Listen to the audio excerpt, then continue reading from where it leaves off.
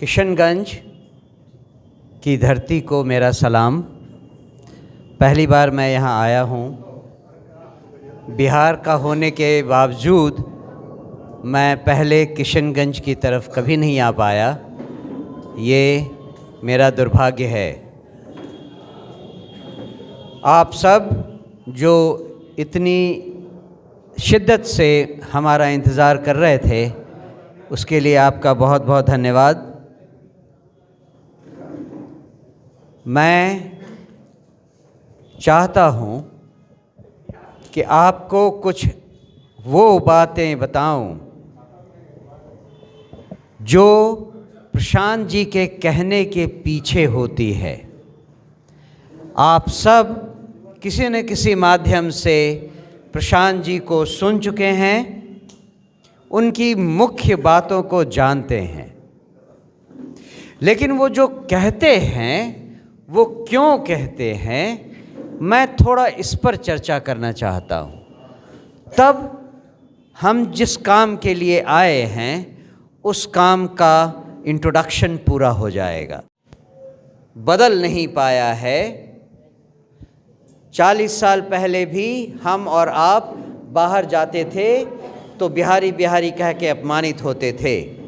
आज भी हमारी वही स्थिति है, क्योंकि 40 साल पहले भी हम विकास के नाम पे भारत में सबसे निचले स्थान पे थे और आज भी वहीं पे है। जो बदलाव है उसके पीछे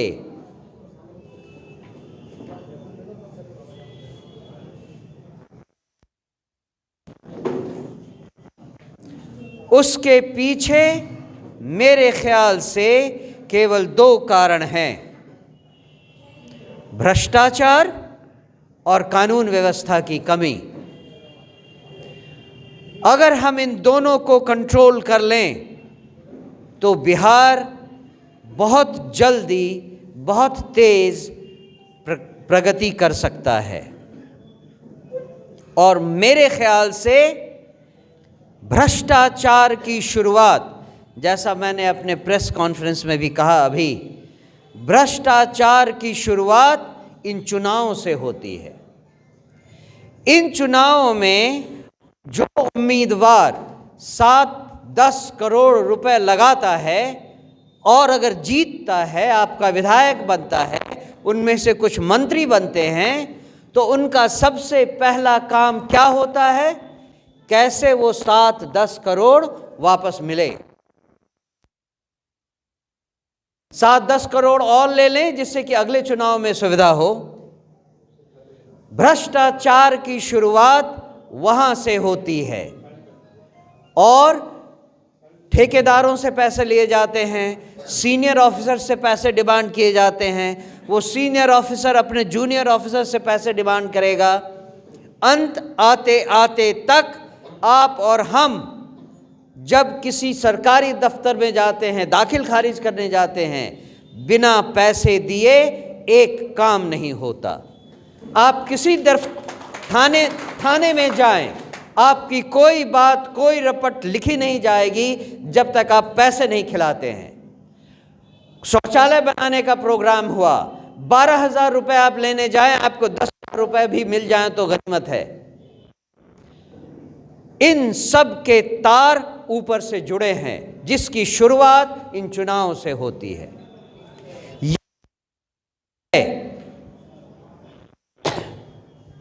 बिना इतना बताए हुए, यही वो कारण है कि प्रशांत किशोर जी ने खुले ऐलान किया कि हमारे उम्मीदवार ऐसे होने चाहिए जो निस्वार्थ भाव से, शुद्ध अंतःमन से जनता के बीच आकर जनता की सेवा करने के लिए सामने आए। वो 7-10 करोड़ नहीं लगाना है उन्हें, उनकी जितनी सामर्थ्य है उतना पैसा वो लगाएं, बाकी उनको जिताने का काम पार्टी करेगी। कंडीशन यही है कि वो निस्वार्थ भाव से आना चाहिए, उसके मन में कोई भ्रष्ट विचार नहीं होना चाहिए। आशा यही है कि अगर वो इस तरह से जीता, हमारा आपका विधायक बना, उनमें से मंत्री भी बना, तो उसके मन में पैसों की लालच नहीं होगी। अगर हमने ऐसे लोग पाए और उनको चुनकर विधानसभा में भेजा तो यकीन मानिए भ्रष्टाचार की जड़ हम ऊपर से ख़त्म कर देंगे। और अगर हमारा मंत्री साफ सुथरा हुआ, भ्रष्ट दिमाग का नहीं हुआ, तो सारा का सारा पुलिस तंत्र बाय फोर्स भ्रष्टाचार से रहित हो जाएगा। और नीचे के लेवल पे अगर किसी ने भ्रष्टाचार किया कहीं भी, उसको कान पकड़ के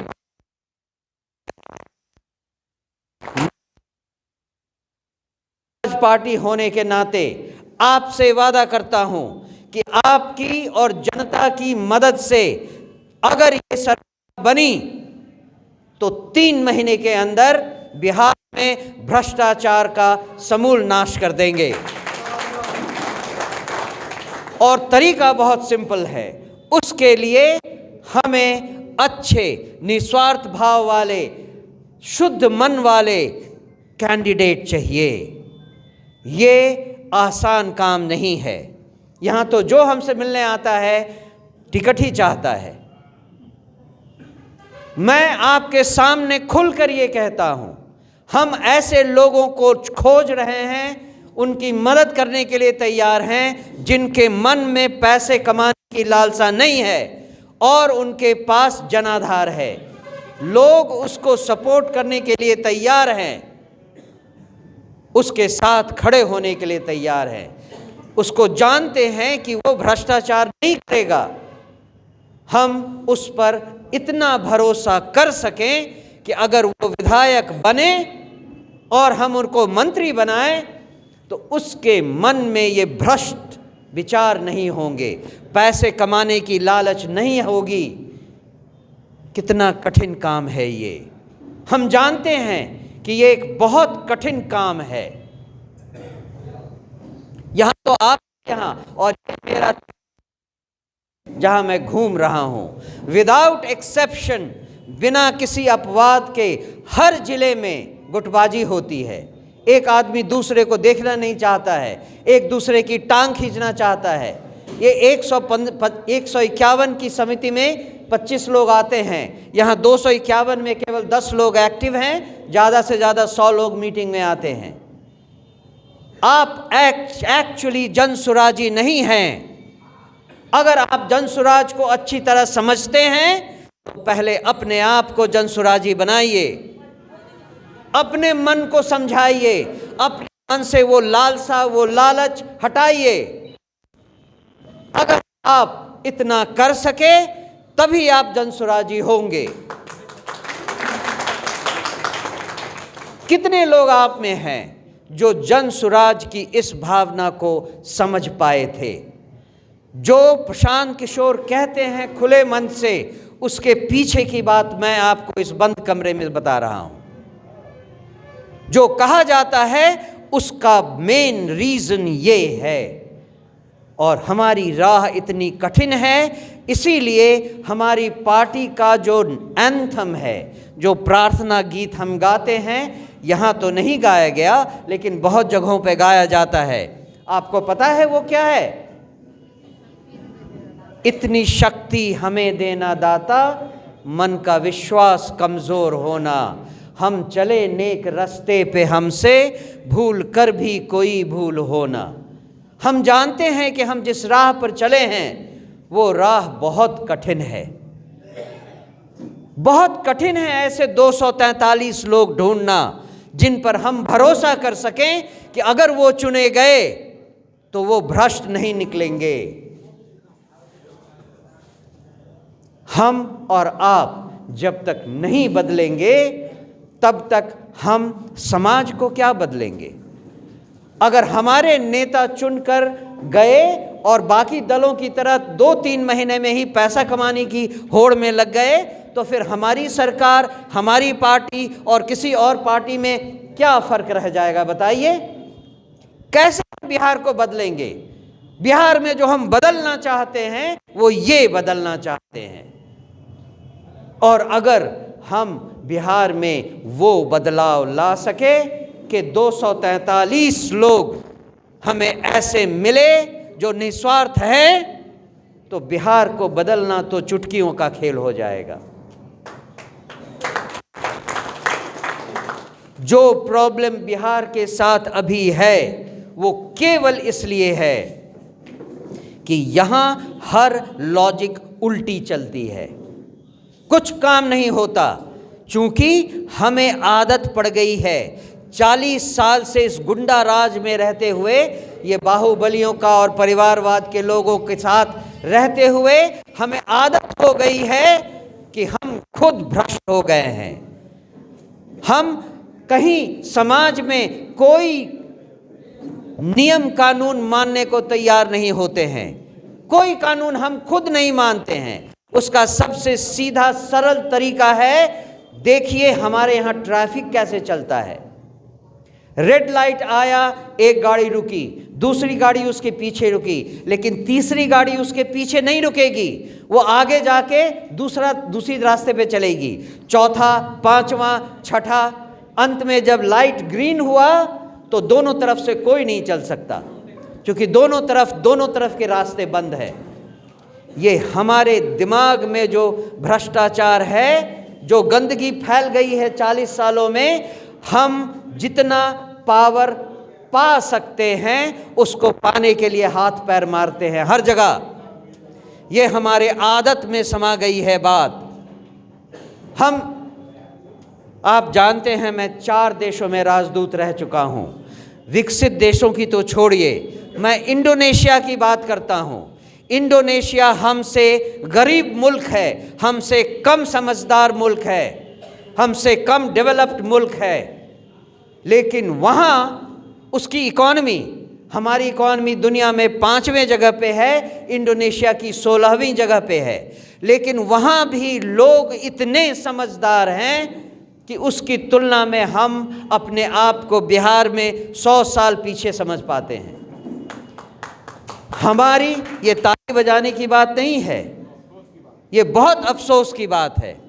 और इसका कारण केवल ये है कि 40 सालों से हम ऐसे ही वातावरण में पाले गए हैं, जहां बाहुबली आकर हमको डरा कर कुछ काम कर लेता है, हमारी शक्ति छीन लेता है, हमारे अधिकार को अधिकार कर लेता है, कोई गुंडा मवाली आके हमको हमारी दुकान बंद करवा देता है।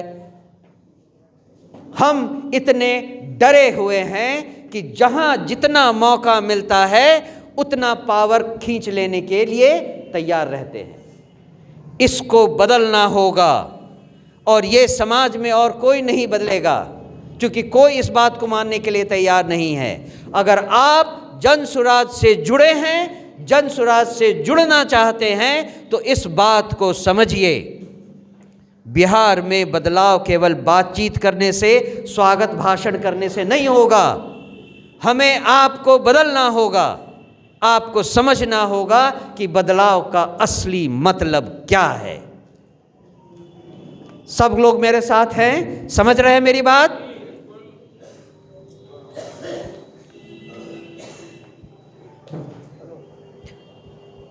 हमारे उस प्रार्थना में 2 लाइन और है जिसे मैं आपको याद दिलाना चाहता हूं।